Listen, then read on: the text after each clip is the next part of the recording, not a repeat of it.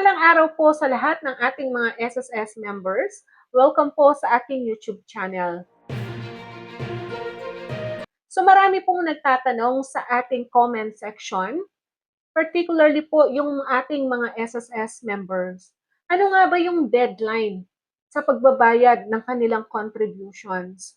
Narito po yung deadline kung kailan dapat magbayad ng SSS contributions. Atin pong tignan sa mismong SSS official website. Narito po ang sinasaad. Para po sa mga regular employer, yung deadline of contributions, last day of the month, following the applicable month. So para po ating maipaliwanag ng maayos, magbibigay tayo ng halimbawa. Ang inyong babayarang contribution ay May 2026. So ang deadline dyan, yung the following month, the last day of the following month.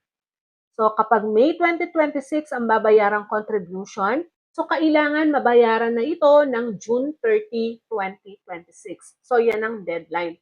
The last day of the following month. So ang following month ay June at ang last day ng June ay 30.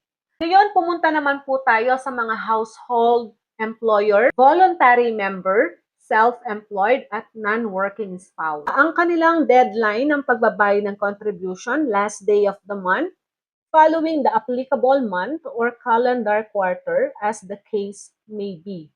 So like for example po, ang babayarang contribution ay May 2026. Ang due date niya ay June 30, 2026.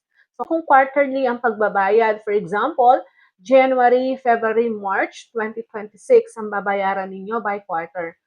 Ang magiging due date nito ay April 30, 2026. Next quarter, April, May, June. So, ang magiging deadline po nito ay July 31, 2026. So, July, August, September, ang magiging deadline nito ay October 31, 2026. At yung last quarter na pagbabayad, October, November, December 2026. Ang deadline o due date sa January 31, 2027 ang deadline. Para naman po sa mga OFW, narito po, medyo iba po yung sa kanila. Para naman po sa mga land-based OFW, narito po ang magiging deadline nila. For applicable months of January to September of a given year, December 31 of the same year.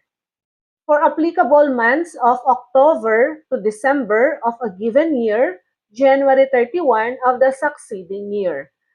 Para po sa mga OFW, kapag magbabayad sila ng monthly contribution at ang buwan ay nakapaloob dito, for example, ngayong taon, January hanggang September 2026, ang pagbabayad po nila o ang due date ay December 31, 2026. So, the same year po ang deadline. Ang OFW ay magbabayad ng monthly contribution na nakapaloob ang buwan from October 2026 hanggang December 2026. Ang deadline po ay sa sunod na ng taon, January 31, 2027. So, yan po ang deadline. Yan lamang po ang information sa ngayong araw na ito. Have a nice day.